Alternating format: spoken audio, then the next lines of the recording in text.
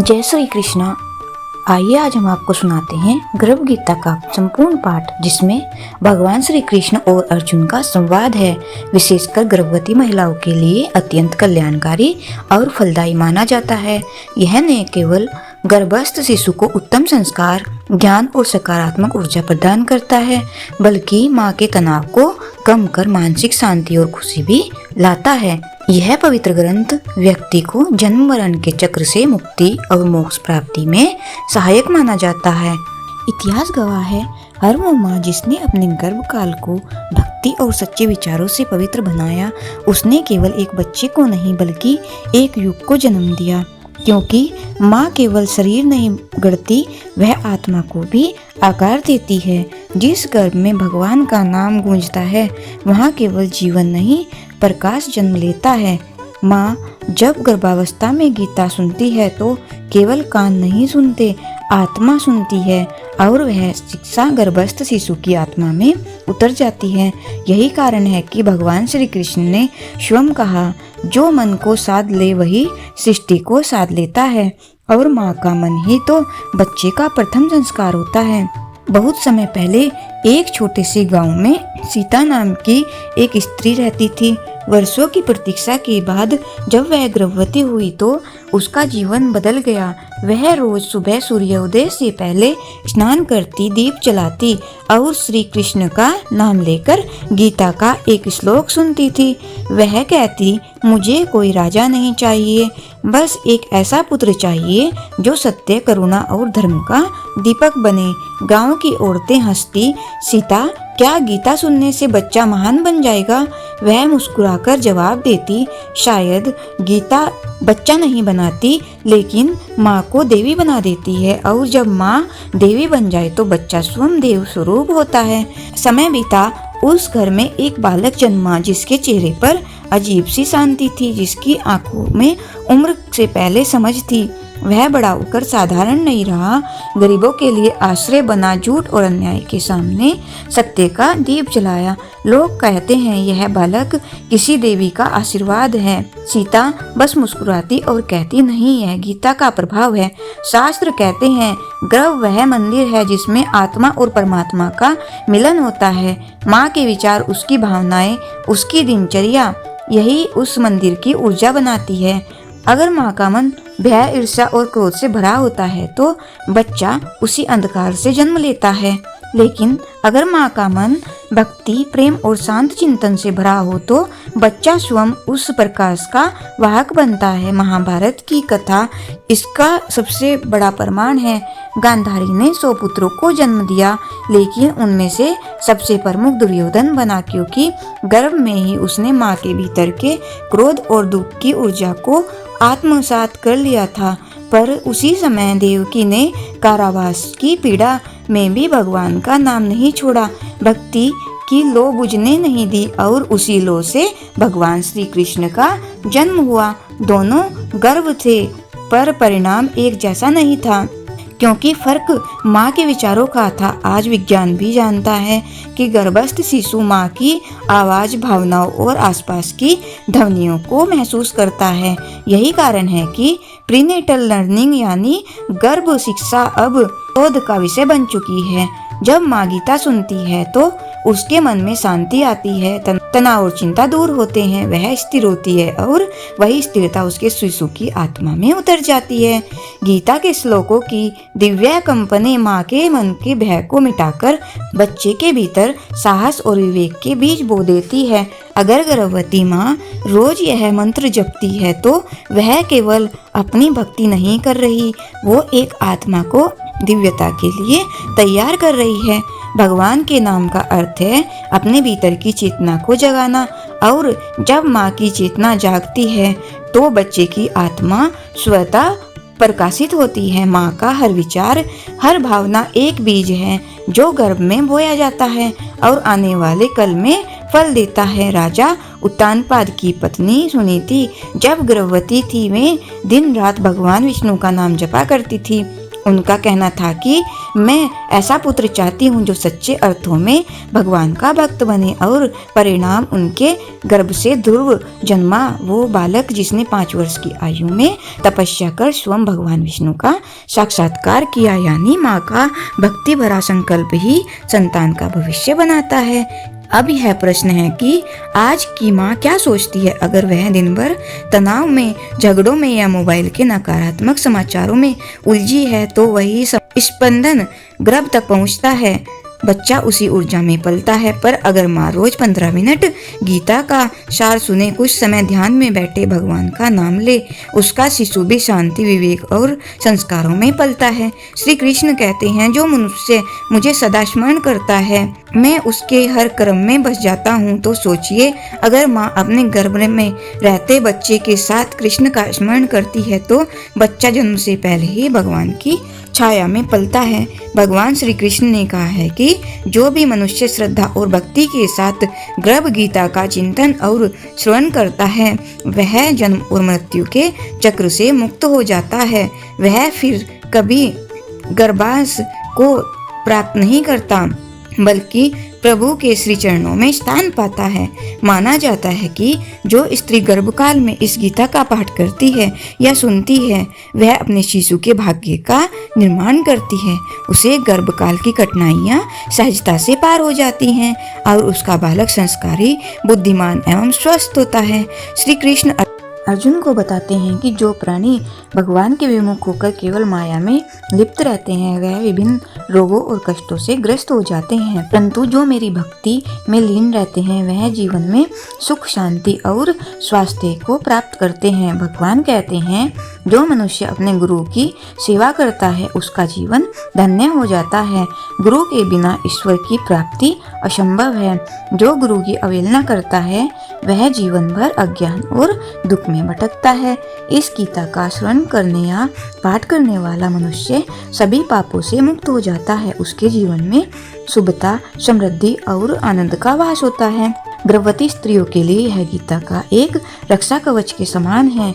इसलिए हर एक व्यक्ति को, विशेषकर गर्भवती महिलाओं को गर्भ गीता का नियमित पाठ करना चाहिए। यह केवल एक ग्रंथ नहीं बल्कि ईश्वर की कृपा को प्राप्त करने का सजीव माध्यम है। श्री कृष्ण कहते हैं, हे अर्जुन, जो मनुष्य हर दिन इस ज्ञान को अपने जीवन में उतारता है उसका मन निर्मल होता है, उसका हृदय शांत रहता है और उसके सभी कर्म धर्ममय हो जाते हैं। गर्भ में स्थित आत्मा स्वयं को जानने की चेष्टा करती है। वह पूछती है, मैं कौन हूँ, मेरा लक्ष्य क्या है। भगवान कहते हैं, आत्मन तू अनादि है, तू अजन्मा है। यह जन्म मरण का चक्र तेरे कर्मों का परिणाम है। यदि तू इस ज्ञान को समझे और प्रभु की भक्ति में लगे तो यह चक्र तुझसे दूर हो जाएगा। गर्भवती स्त्री के विचार, आहार, व्यवहार और भावना शिशु के मन, तन और आत्मा पर प्रभाव डालते हैं।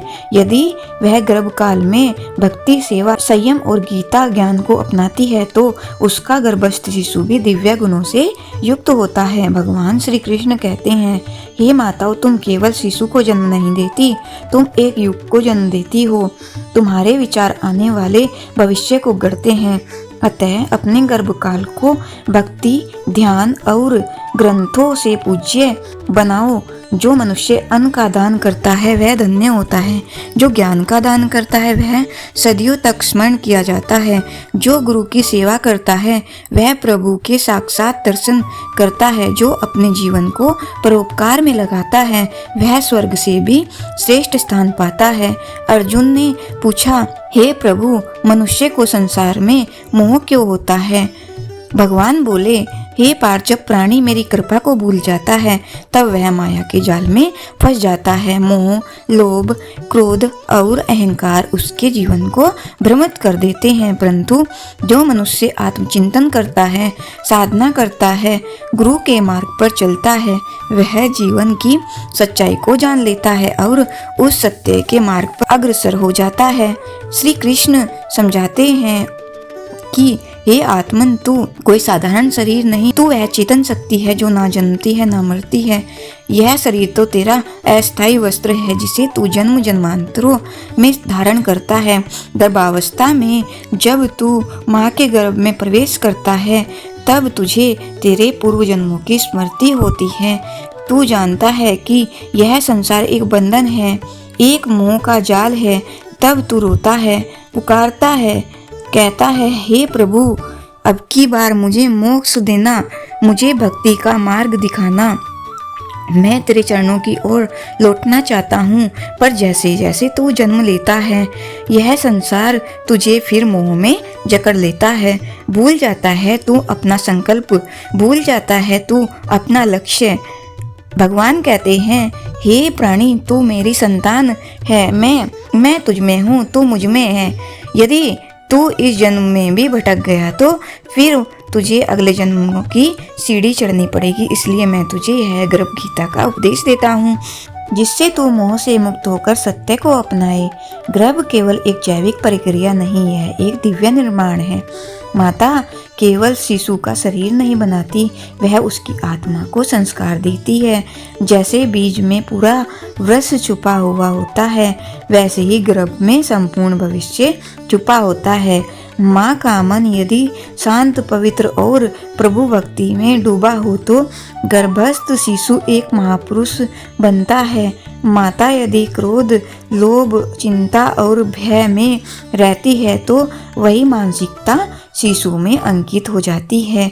भगवान कहते हैं, हे माताओं, गर्भावस्था में किया गया प्रत्येक कार्य, बोला गया हर शब्द, सुनी गई हर ध्वनि शिशु के चित्त पर अमिट छाप छोड़ती हैं।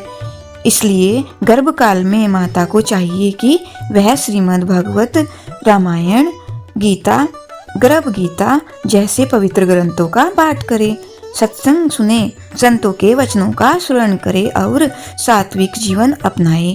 प्रातः काल प्रभु का स्मरण करे। सूर्योदय के समय कुछ समय ध्यान, प्राणायाम और मौन में बिताएं। गर्भ गीता का पाठ या श्रवण अवश्य करें। सात्विक आहार लें, फल, दूध, घी, हरी सब्जियां। नकारात्मक विचारों और अशांत वातावरण से दूरी बनाए रखें। ईश्वर का नाम जप ही सबसे बड़ी संजीवनी है। अर्जुन ने पूछा, हे प्रभु, गुरु का महत्व इतना अधिक क्यों है? भगवान श्री कृष्ण बोले, पार्थ, यह संसार एक विशाल जंगल है और मनुष्य इसमें मार्ग भटकता है। गुरु वह दीपक है जो अंधकार में प्रकाश देता है, मार्ग दिखाता है, आत्मा को ईश्वर से मिलाता है। गुरु के बिना ज्ञान अधूरा है, गुरु के बिना साधना अपूर्ण है, भक्ति निष्फल है। गुरु की सेवा करने वाला शिष्य प्रभु की सेवा में लग जाता है। जो मनुष्य गुरु का निरादर करता है वह सभी पुण्य खो बैठता है, उसका जीवन भटकाव और अधोगति से भर जाता है। भगवान कहते हैं, हे गुरु ही ब्रह्मा है, गुरु ही विष्णु है, गुरु ही महेश है। ऐसे गुरु को मैं स्वयं नमन करता हूँ। अर्जुन ने फिर प्रश्न किया, हे जनार्दन, मनुष्य जो विभिन्न प्रकार के दान करता है उसका क्या प्रभाव होता है? भगवान उत्तर देते हैं, अन्न दान करने वाला कभी भूखा नहीं रहता, वस्त्र दान करने वाला हर जन्म में सम्मान पाता है, ज्ञान दान करने वाला युगों तक स्मरण किया जाता है, गाय का दान करने वाला स्वर्ग में निवास करता है, भूमि दान करने वाला अनेक जन्मों तक राजा होता है, और जो गर्भवती स्त्री को सहायता करता है उसका हर पाप क्षमय हो जाता है। जो माता पिता कन्यादान करते हुए धन्य होते हैं, जो प्रभु को साक्षी मानकर सेवा और परोपकार करते हैं, उन्हें स्वर्ग भी छोटा लगता है। श्री कृष्ण कहते हैं, हे अर्जुन, इस संसार में जो कुछ भी तू देखता है, शरीर, संपत्ति, संबंध, प्रतिष्ठा, सब कुछ क्षणिक है। तेरा सच्चा साथ केवल आत्मा का है और आत्मा का सच्चा साथी केवल परमात्मा है। संसार की सच्चाई यही है। यश और अपयश एक समान है, परंतु जो मेरा भक्त है उसका मन कभी विचलित नहीं होता, वह सब परिस्थिति में संभाव रखता है। हे पार्थ, यदि तू मेरा सच्चा भक्त बन जाए तो फिर तुझे ना किसी वेद की आवश्यकता है, ना यज्ञ की, ना तप की। केवल प्रेम से, श्रद्धा से, विश्वास से मेरा नाम जपना ही तुझे मुक्ति देगा। भक्ति से बड़ा कोई साधन नहीं, गुरु से बड़ी कोई व्यवस्था नहीं, गर्भ से बड़ा कोई शिक्षालय नहीं। जो मनुष्य इस गीता के ज्ञान को हृदय से अपनाता है वह नरक के 84 लाख योनियों से मुक्त हो जाता है। भगवान श्री कृष्ण कहते हैं, हे अर्जुन, केवल मुक्ति ही आत्मा का उद्देश्य नहीं है। जब आत्मा को देह प्राप्त होती है तब वह एक अवसर होता है प्रभु की सेवा का, पुण्य संचित करने का, दूसरों के जीवन में प्रकाश फैलाने का। जिस आत्मा ने केवल अपने लिए जिया वह अधूरी मानी जाती है, लेकिन जो आत्मा दूसरों के दुख हरती है, सेवा में रहती है, करुणा और नम्रता से जीवन बिताती है, वही आत्मा मेरे समीप आती है। श्री कृष्ण कहते हैं, हे प्राणी, जब तू गर्भ में आता है तब तेरे साथ तेरे पितर भी उपस्थित होते हैं। यदि तू पुण्य आत्मा है तो तेरे कुल के पितर तुझ पर आशीर्वाद देते हैं। वे कहते हैं, इस जन्म में हमारा वंशज हमें तर्पण देगा, सेवा करेगा और मोक्ष का मार्ग पर चलेगा। यदि मनुष्य अपने पूर्वजों को तर्पण, श्राद्ध, जप और श्रद्धा से संतुष्ट करता है तो उसका कुल समृद्ध होता है, परंतु जो व्यक्ति पितरों को विस्मृत कर देता है उसका जीवन निरर्थक हो जाता है।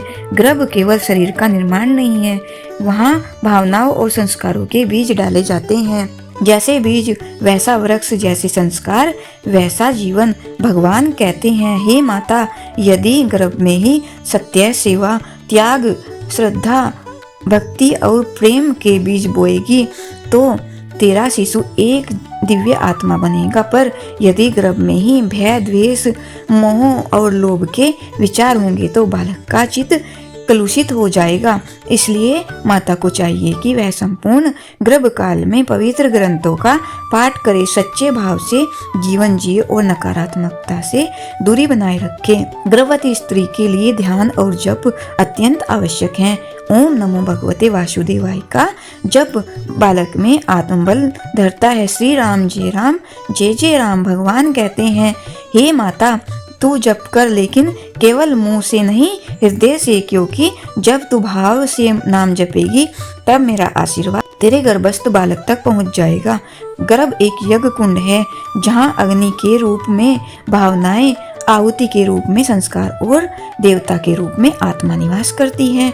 माता वह ऋषिका है जो इस यज्ञ को पूर्ण करती है। भगवान श्री कृष्ण कहते हैं, हे अर्जुन, माया एक अत्यंत गूढ़ शक्ति है जो आत्मा को उसके वास्तविक स्वरूप से विमुख कर देती है। माया आकर्षक है, मोहिनी है और बड़ी ही चतुरता से आत्मा को सांसारिक सुख दुख में उलझा देती है। जब आत्मा गर्भ में आती है तब वह पूर्ण स्मृति के साथ आती है। वह जानती है अपने पूर्व जन्म, अपने पाप पुण्य, अपने उद्देश्य को, परंतु जैसे जैसे माया का आवरण चढ़ता है आत्मा उन सब को भूल जाती है। यही कारण है कि बालक जन्म लेते ही रोता है, क्योंकि वह जानता है कि फिर से उसे उस संसार में आना पड़ा जहाँ माया का अंधकार है। भगवान बताते हैं कि आत्मा गर्भ में रहते हुए यह प्रार्थना करती है, हे प्रभु, इस बार मुझे सत्य मार्ग पर चलने की शक्ति देना, मुझे विवेक देना कि मैं अपने मन को नियंत्रित कर सकूं, मुझे सत्संग देना, गुरु का मार्गदर्शन देना और मुझे ऐसा जीवन देना कि मैं तुझसे दूर ना जाऊं। मैं जानता हूँ यह संसार मोह माया से भरा है। हे माधव, हे कृष्ण, तेरा नाम ही तेरा सहारा है। प्रिय श्रोताओं, इस वीडियो में इतना ही। आशा करती हूँ यह दिव्य ज्ञान आपको जरूर पसंद आया होगा। वीडियो को लाइक और शेयर करके कमेंट बॉक्स में जय श्री राधे कृष्ण लिखना ना भूले और ऐसे ही ज्ञानवर्धक वीडियो के लिए चैनल को सब्सक्राइब कर लीजिए। भगवान श्री कृष्ण आपको हमेशा प्रसन्न रखें। जय श्री राधे कृष्ण, राधे राधे, जय श्री राम।